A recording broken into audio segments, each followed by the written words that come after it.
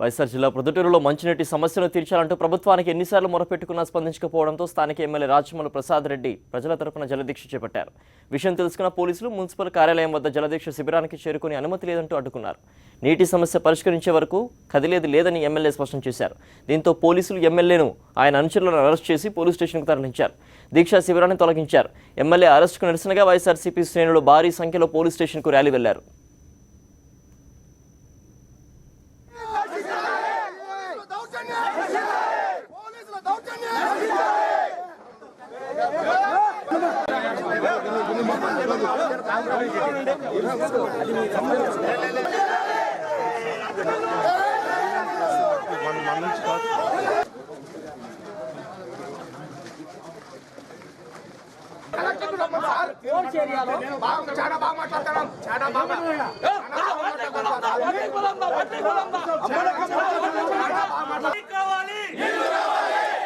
కోసం కూడా ప్రజలు రాజకీయ పార్టీలు యుద్ధాలు చేయాల్సిన పరిస్థితి వస్తుంది.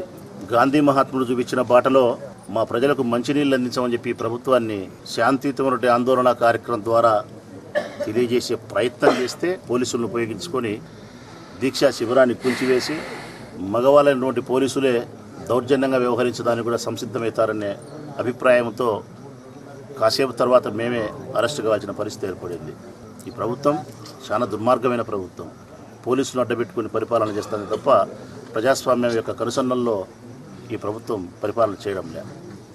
నేను ప్రజలకు రిక్వెస్ట్ చేస్తానా, అప్పీల్ చేస్తా ఉన్నా, ఏ జలదీక్ష అయితే మీకోసం చేసినానో నేను మీకు నీళ్లు రావాలని చెప్పి ఆ జలదీక్షకు మద్దతుగా స్వచ్ఛందంగా మీరు ఖాళీ బిందెలతో మున్సిపల్ ఆఫీస్కు చేరుకొని గాంధీ మహాత్ముని విగ్రహం దగ్గర మీ నిరసన శాంతియుతంగా తెలియజేసి మన అవసరాన్ని ప్రభుత్వ ఉద్యోగస్తులకు తెలియజేసి ఈ ప్రభుత్వానికి ఇప్పుడైనా కళ్ళు తెరిచే ప్రయత్నం ప్రజలు చేయాలని నేను పిలుపునిస్తా ఉన్నా. దీనిపై మరిన్ని వివరాలు మా ప్రతినిధి సీను అందిస్తారు. సీను చెప్పండి, రాచమల్లు శివప్రసాద్ రెడ్డి జలదీక్షకు దిగిన నేపథ్యంలో పోలీసులు అరెస్ట్ చేయడం జరిగింది. అలాగే వాళ్ళ ఖాళీ బిందెలతో మున్సిపల్ ఆఫీస్ వద్ద కూడా పెద్ద ఎత్తున ప్రజలు చేరుకొని నిరసన తెలపాలంటూ కూడా ఎమ్మెల్యే పిలుపునిచ్చారు. దీంతో ప్రొద్దుటూరులో ఎలాంటి పరిస్థితులు నెలకొన్నాయి, పోలీసు అధికారులు ఏమంటున్నారు?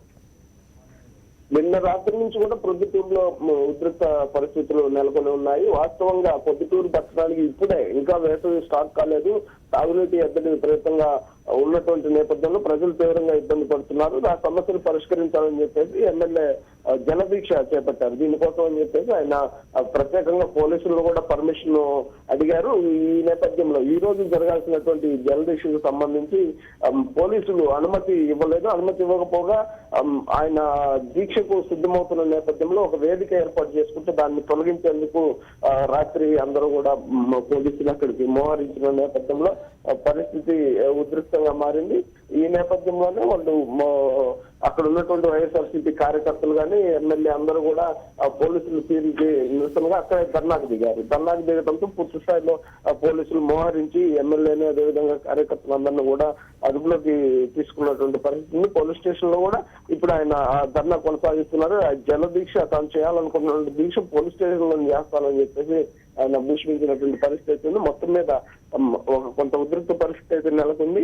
భారీగా పట్టణంలో ఉన్నటువంటి ప్రజలందరూ కూడా ఈ ధర్నాకి మద్దతు పలుకుతున్నారు. అందరూ ఈ ధర్నాకి ఈ దీని మీద పాల్గొనే పరిస్థితి కనిపిస్తుంది.